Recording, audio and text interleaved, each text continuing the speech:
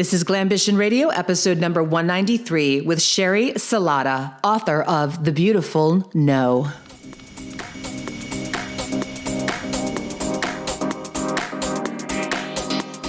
Welcome to Glambition Radio. I am your host, Allie Brown. I'm an entrepreneur, mentor, investor, and mom of twins. I love thinking big, doing different, and exploring ideas that disrupt the status quo, especially when it comes to women, because we are rewriting the rules for leadership, business success, making money, and changing the world. And we're doing it with style. Let's go.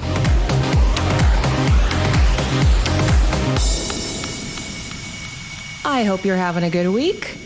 We've been having a good week. It's a little crazy, but good. We've been putting the final touches on our new app that we have created to connect my founding members of the trust. If you haven't heard yet, go back and listen to my episode on the big problem with women's networks and what I am creating for my future legacy play, really. The Trust is the new private premier global network for women entrepreneurs with businesses generating a minimum of $1 million a year. And I'm delighted to say the founding members have been receiving are generating revenues much higher. And they're saying things like, thank you. I've been waiting for something like this. I've been looking around and, I've seen some things that just aren't quite a great fit.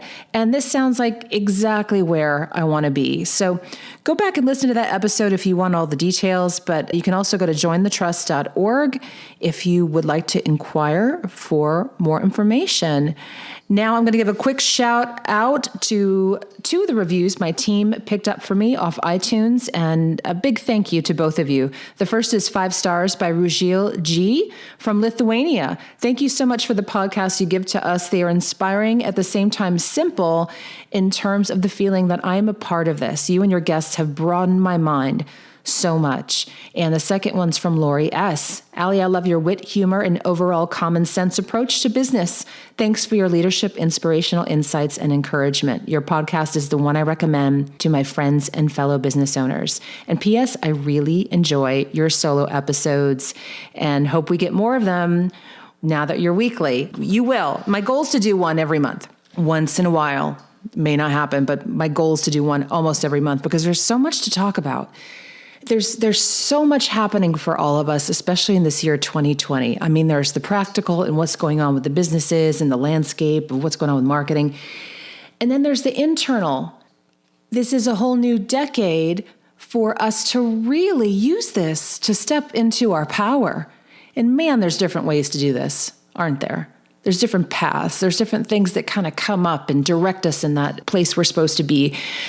And that's why I wanted to have Sheri Salata back on the show. We had her on, I think, a year or two ago, and now her book's out. And I have to tell you, I liked Sheri before, but I love her even more.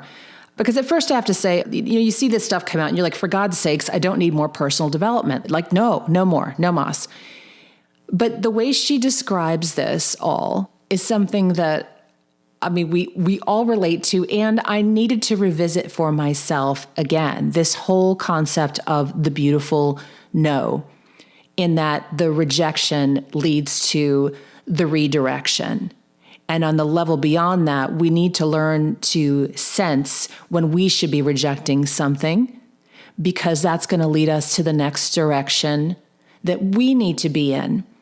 And I think women right now, when you look at the timeline of history and the power, the limited power we've had, really, that has only been for the last century or two, and then add on, money and business and all that, this is all still so new. So we are learning to navigate these decisions now quicker and quicker. And my biggest wish for my daughter, Maddie, and my son, Jordan, is that they start honoring these feelings from an earlier age. Because I think so many of us, takes us till our 40s sometimes to figure that shit out. So Sheri is going to go deep on this today. We're going to talk about her background working with Oprah and how she got that job, which is the most, I think, the best story, really, on the rejection that got her that job, basically. Really, it just all put itself together. And then really looking at how you can use these as tools for yourself. How can you be looking for that beautiful no that leads you to the incredible yes. And I actually, shared one or two things in the show I've not shared before either. So I think you'll find this a really juicy conversation with the beautiful Sheri Salata. Sheri, where are you right now? Oh, right now I am in Napa Valley in my little jewel box new hometown of 1 year, and looking out the window at the hummingbirds, at my hummingbird feeder. It's a life. And you just pinged me that you got a puppy? Oh, yeah. Just 2 days ago, through a wild series of coinkydinks, I had no intention whatsoever of bringing another baby in right this minute, and it just happened. And she's a little English bulldog, and her name is Dolly. Oh, does she have little rolls? Like, is she squishy? Oh, she is the size of a peanut. I mean, she is so small. I haven't had a puppy in 11 years. So Bella, my older bulldog, is 11 and a half. So this is crazy. I mean, I literally sleep in my sweatpants. I was up in the yard at 3:30 this morning doing the yay potty dance. It was great. Oh, it sounds like an infant, really, because they just take a lot, and they whine and cry, right? I know, but here's what I decided. I'm going to stop saying things like that are hard, and I'm going to stop saying I'm too old for any of that, because I could hear that story kind of creeping up in my dialogue, and I'm like, no, I'm going to say yes to love. I'm going to say yes to life whenever it presents itself. Is it okay that I said no to a dog? Oh, yeah. It was a beautiful no. That's not your thing. That's not your thing. We like to babysit pets. We have one of my clients, Michelle Bosch, in town. We take her Yorkie when they're out of town, and the kids love it. And then, like in 7 to 10 days, we send Daisy back, and it works out for everybody. I mean, that's perfect. Everybody needs to have their own relationship, in making decisions like that. But I knew, it's like, I had to ask myself, I'm a dog person. I'm always going to have dogs in my family. They're always going to be family members. So I worked through 4 months of grief when I had to put my kissy on the Rainbow Bridge at the end of August. And it's like, okay, come on now, let's move on. Yeah. Life goes on. Yeah. This is actually the first time in my life I haven't had a pet, and it's nice to not have to lint roll my butt on the way out the door. That's all I'll say. I remember having those 3M rollers like in every car. Oh yeah, I'm stocking up. Stocking up. I missed you in LA. You were in LA, and then I kept wanting to meet you because we've never met still in person. That's right. I kept thinking, well, the next time I come to LA, I'm going to hook up with Sheri. And now you're gone. Now you're in Napa. So one day it's going to happen. Absolutely. But we had you on the show, I think 1.5 years ago. You had not had the book yet, but you were sharing all these amazing stories about your career and life. And I'd love to know, where did was the book always percolating, or was there one moment that you're like, I think I'm going to actually write a book now?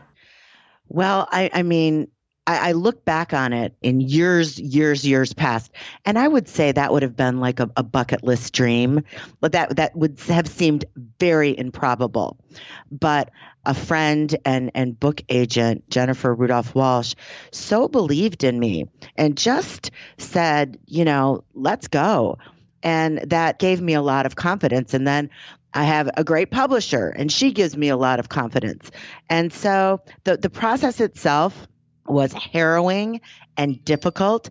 And I probably thought about seriously quitting and just not doing it a couple times, because you have to take your skin off a little bit.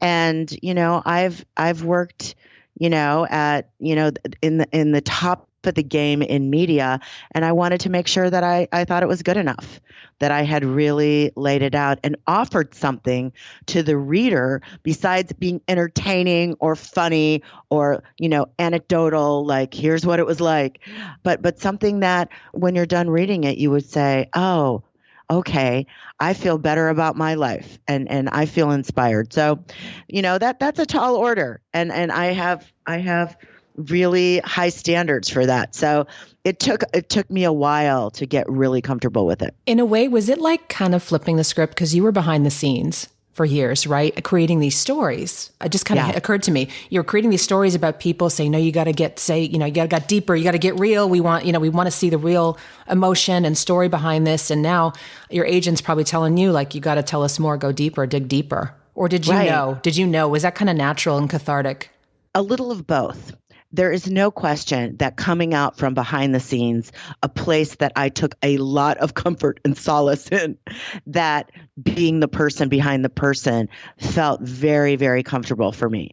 And I liked it very much. And I liked that element of service. So, flipping that and becoming the person who is out on a book tour talking to thousands and thousands of women was difficult at first. I mean, I had to go right to my spiritual practices.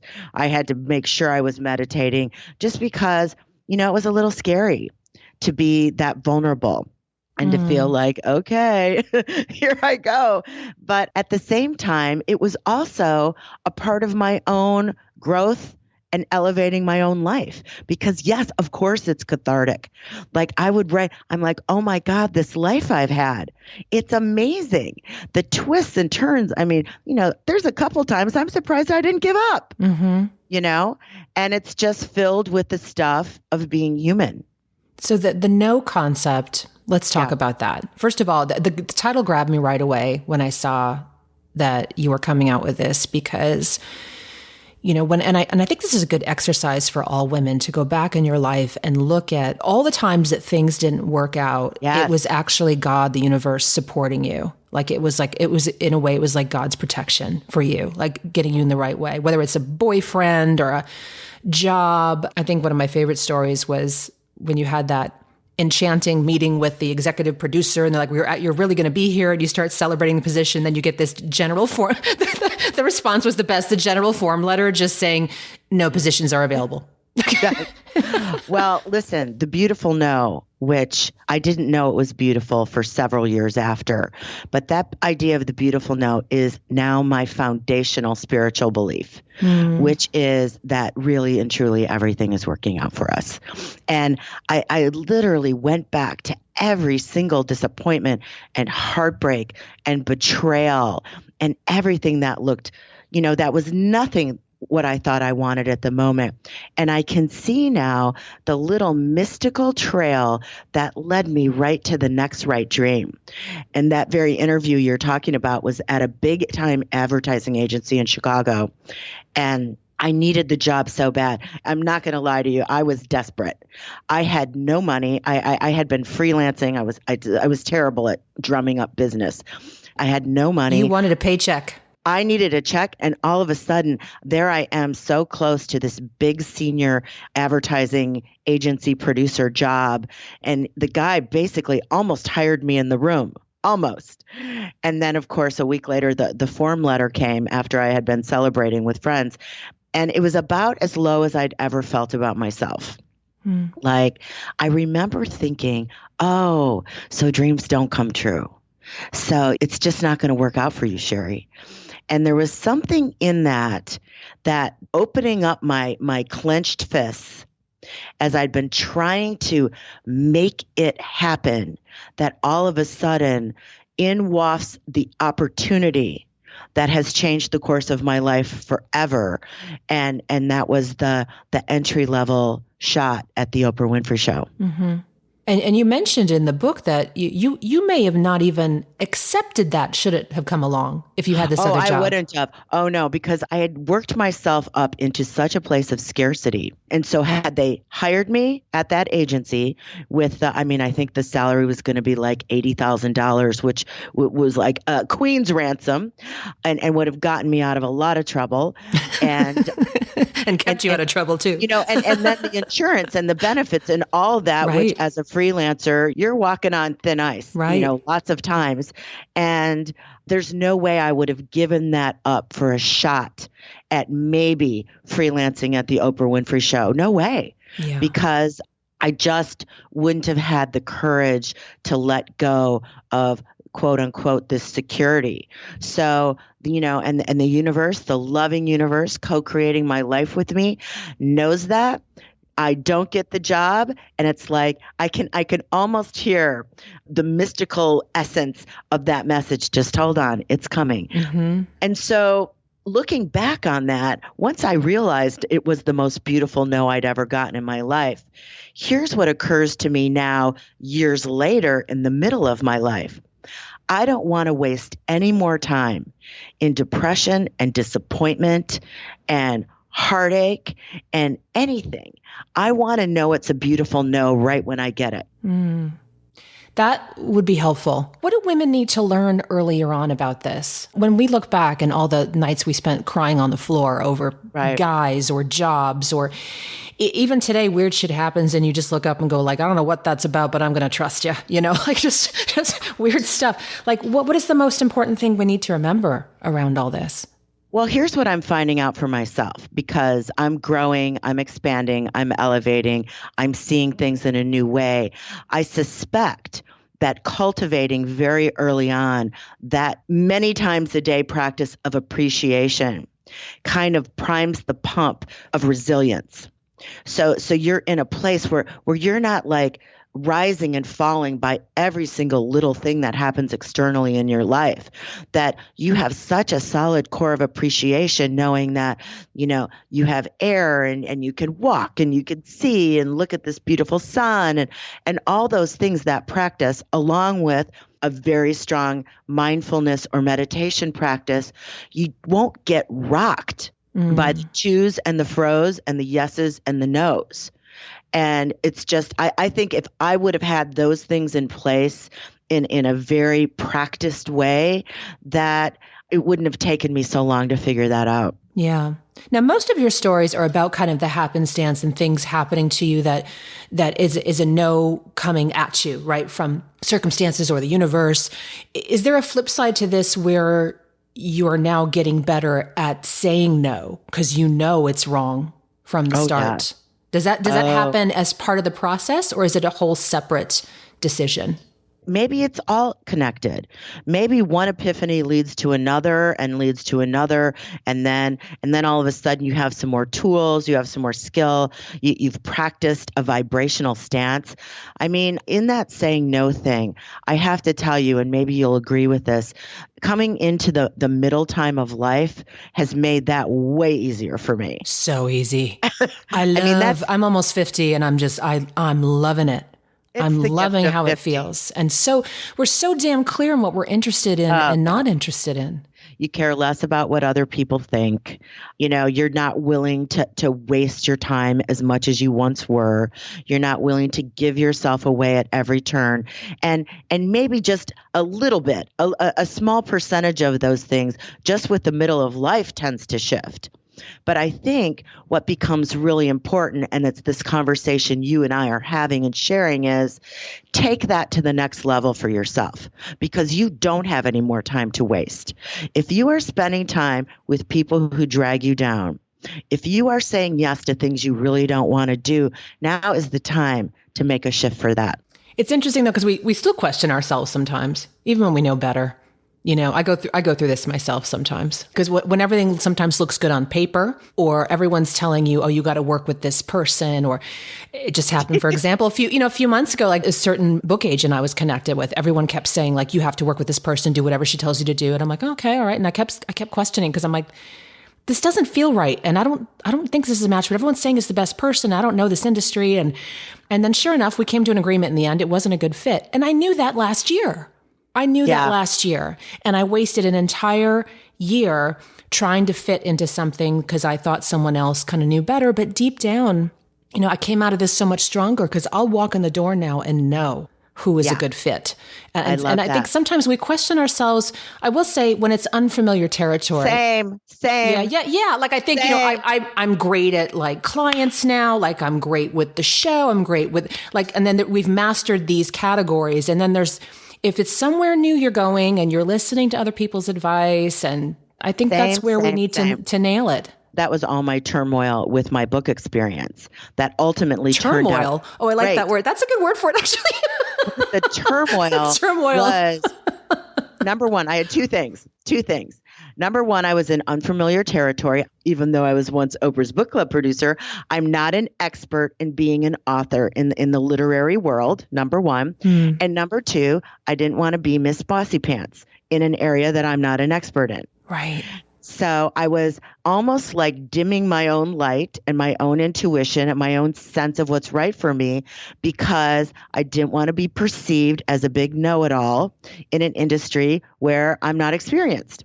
And as it turns out, I realized, again, this conversation we're having earlier, it's like, oh, Sheri, for heaven's sakes, you don't need to care how anybody is evaluating or judging you, but you. You need to judge your own behavior. Would you be being a big bossy pants to be your own advocate for what's right with you? Come on. That's crazy. So yes, same. I know exactly what you mean. But look, you shared that story with me. Now I'm going to learn from your lesson and I'm not going to do that again. It is. And I think we should share more of this stuff. Everyone shares the stuff that works out. And ladies listening, I mean, this stuff takes time. And I think some of you are at a point in your careers now that we're talking about, as you get into it and a little older on the timeline, you have to get clear on what you stand for, what you don't stand for, what you're interested in, what you're not interested in. And also, as a term I use, I did a whole show on this, the metrics you want to honor in your life.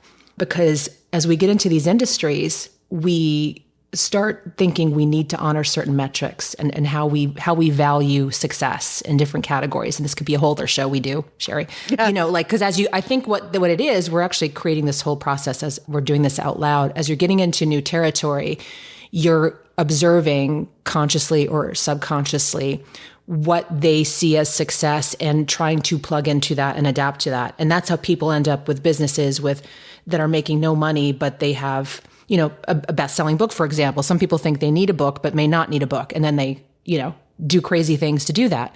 Or they do crazy things to build a following or have events or just things that aren't a right fit for who they are. And personally as well, people checking off boxes, what they think they need in a marriage or a relationship or as a mom. And I think there's a whole other level to this work that you're unleashing. I completely agree.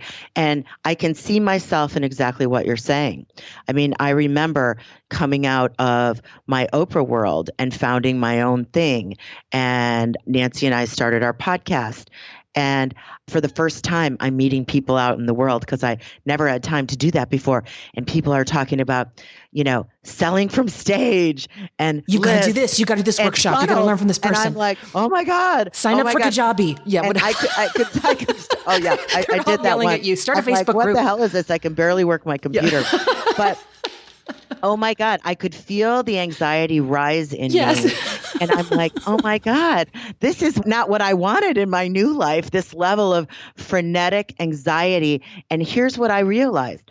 Oh, Sheri, what you're doing is comparing yourself to everybody else. There's a different way, like observing how somebody is moving through the world and seeing things about it that appeal to you and saying, I want some of that. I think that's a great way I think that could work for me is very different from comparing yourself and your business and the things you're doing business-wise and comparing yourself unfavorably to every single person you meet and have a conversation with.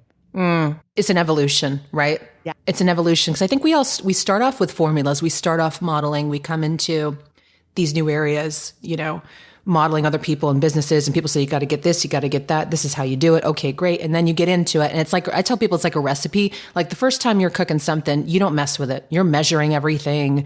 You're following the instructions. And then a few times down the line, you're like, this would be good with mushrooms. Exactly. And then you kind of stop measuring stuff. And Brett laughs because he knows the moment, my husband, he knows the moment I just start dishing and dashing and suddenly I'm just pouring in the olive oil. He's like, look at you go.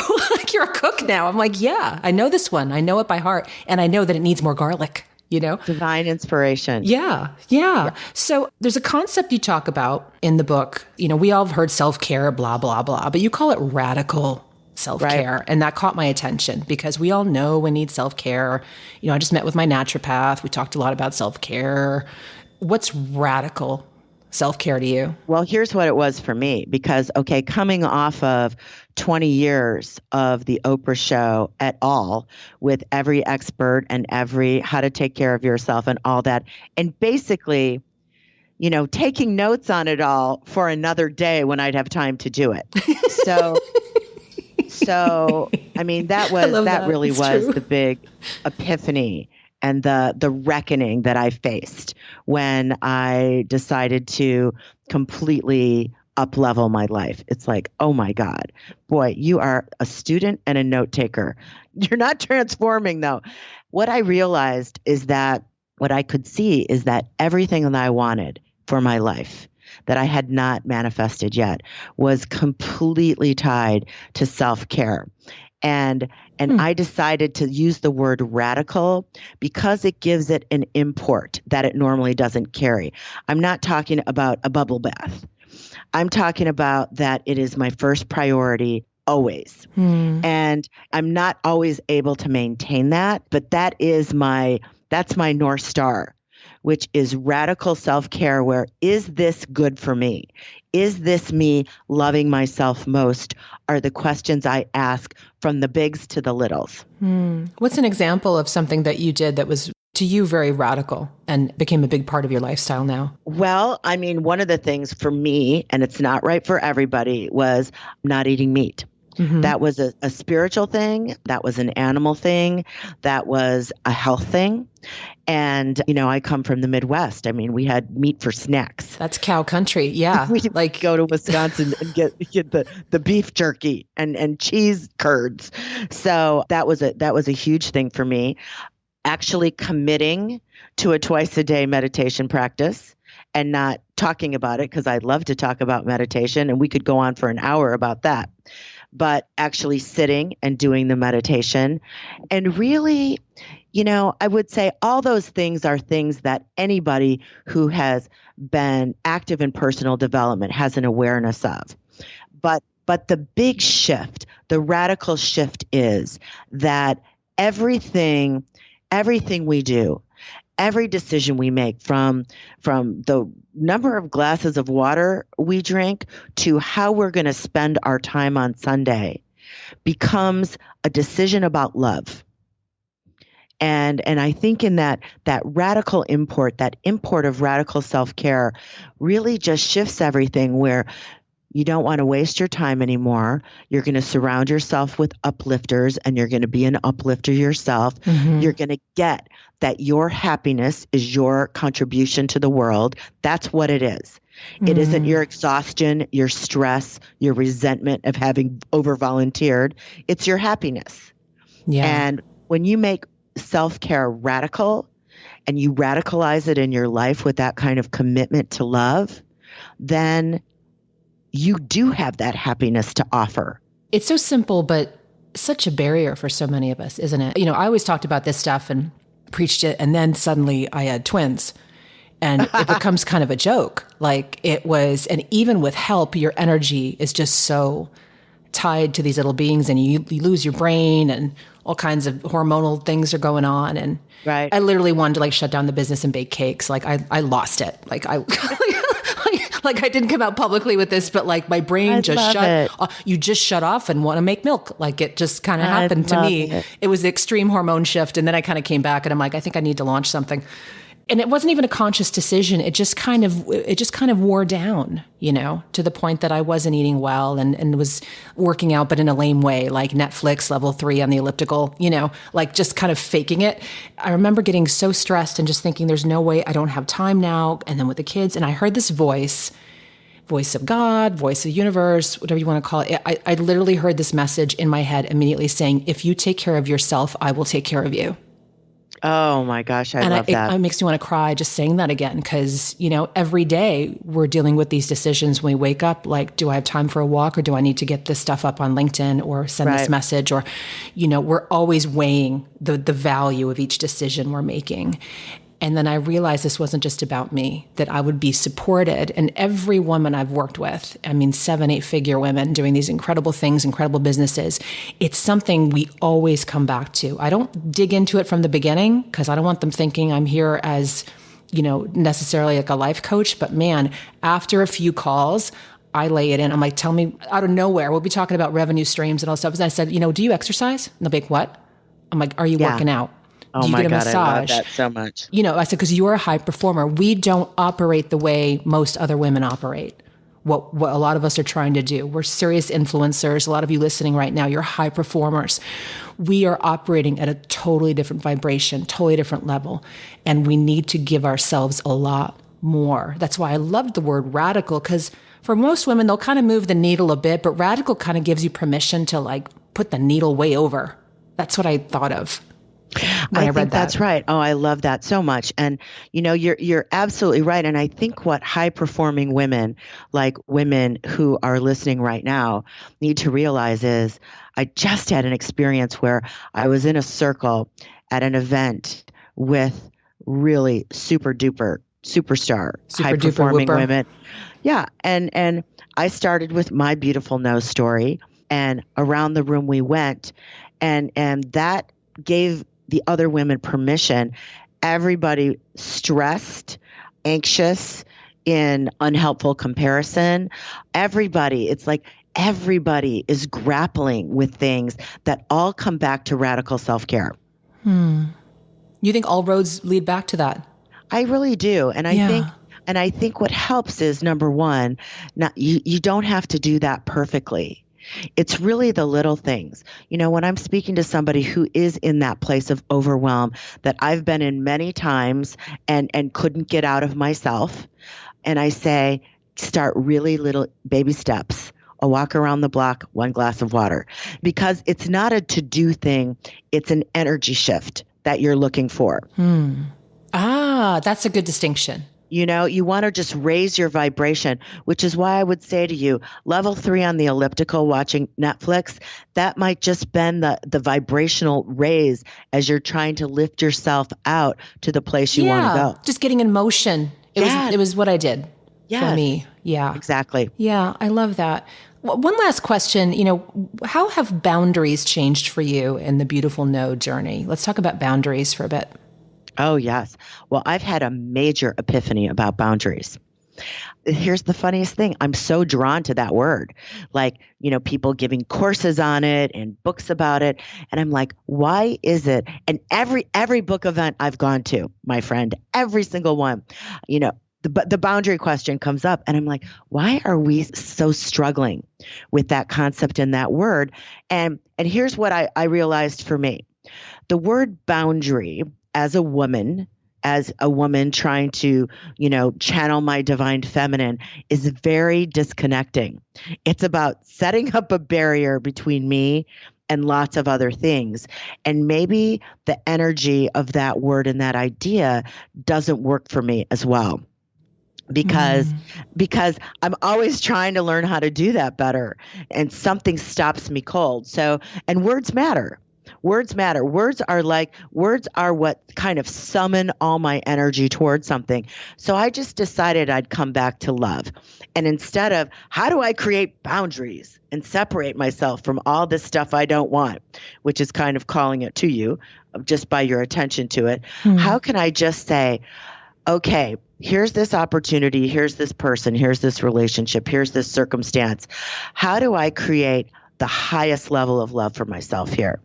And then I can say a different kind of beautiful no. Thank you so much for thinking of me. I'm not going to say yes at this time. Thank you so much for thinking of me. One of the things I had to learn, which I share with lots of women, is not to have to give a 20-minute detailed story about why I have to say no to something. Yes. Less is more. Less is more. All you have to say is no, thank you. No, thank you. Yep. Also, it opens up dialogue, and then they find a hole in your case that you're making. They do. God. They come back to well, if you're busy Tuesday, we could do Thursday. Yeah, exactly. And then here's what I'm always saying to myself in my head: liar, liar, pants on. What are you doing? I had to teach my team that actually too. They were writing back to people and just just too much information. It wasn't necessary. I'm just like, no, she's not not Boom.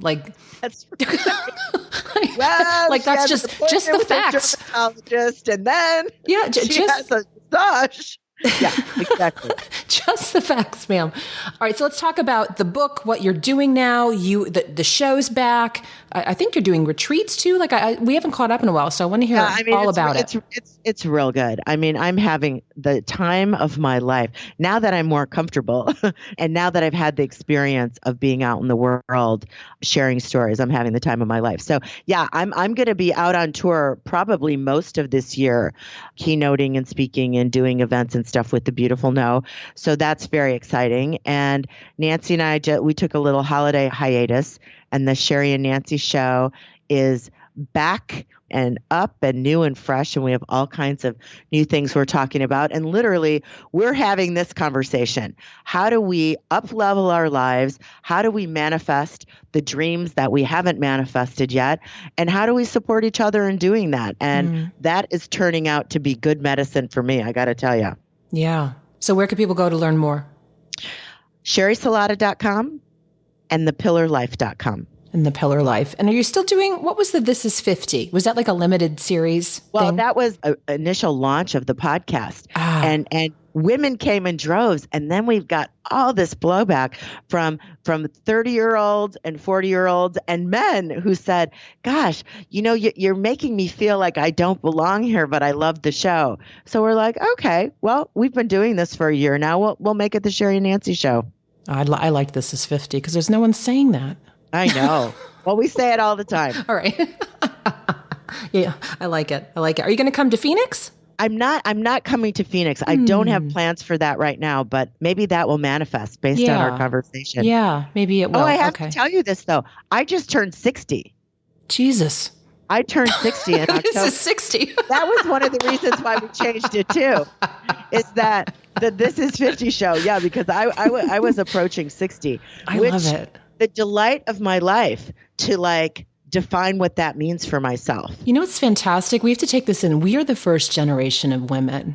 It just gets me tingly. We are the first generation of women to have these opportunities to bring so much wisdom and still look so good, by the way, and have these voices and platforms and the power we have right now. I feel like I am just stepping into it. I thought I peaked, but man, I am just stepping into it. And I feel like you are too. 50 was amen, nothing. Sister. 50 was nothing. Get ready for 60. I know. Exactly right. Because you decide.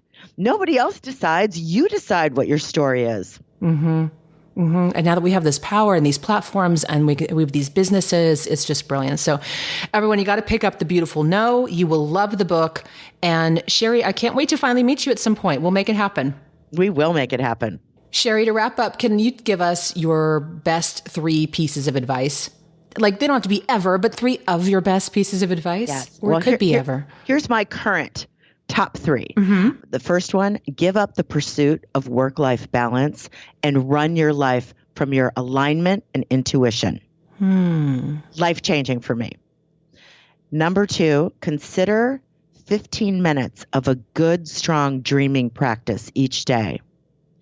I have decided that the practice of dreaming is going to be my 2020 superpower. Can I substitute that for meditation? Yes, or is it different? Of course you can. Of course you can. Well, it's different for me. I mean, I'm a TM meditator, so I'm dropping out of thinking. Yeah. 15 minutes of dreaming, here's what that looks like for me. I just kind of go through the areas of my life and I just get fantastical. I like fairy tale, fantastical. And I just lightly touch on each area and then I leave it there. And then just watch what happens. And the third thing is, which I'm a big ritual girl, and I create rituals for everything in my life. So creating rituals for everything in your life, from bathing to tidying to making your smoothie. Ritual creates presence, and it really makes the moments of your life matter. And as somebody who, spent many years quite mindlessly in ever expanding to-do lists and frenzy, creative frenzy, that mindfulness, that sense of ritual has really grounded me in a way I had no idea how much value it would bring to my life. Just perfect. You just say things so perfectly. It's just who you are. It's amazing to me, astounding, I would say, that you were behind the scenes for so long when I think you just have profound lessons to share. But that led to where you are today. I love you and thank you. Yeah. Yeah. Thank you. And I can't wait to see you. We're going to make it happen. I hope to hook up with you at some point soon. We're going to make it happen. Thanks, Sheri. Thank you. Thank you for joining me for this episode of Glambition Radio. If you enjoyed the show, make sure you subscribe so you automatically get new shows every week. And I'd love if you left us a review. We are on Apple Podcasts, Stitcher, Spotify, and other platforms. And I'd love to hear from you. Come join the conversation online. You'll mostly find me on Instagram, but also on Facebook, Twitter, and more. Just head to alliebrown.com. You will find them all there. And you can also learn about upcoming opportunities to meet in person. Glambition Radio is the elevated conversation for women leaders, and I'm honored you've tuned in.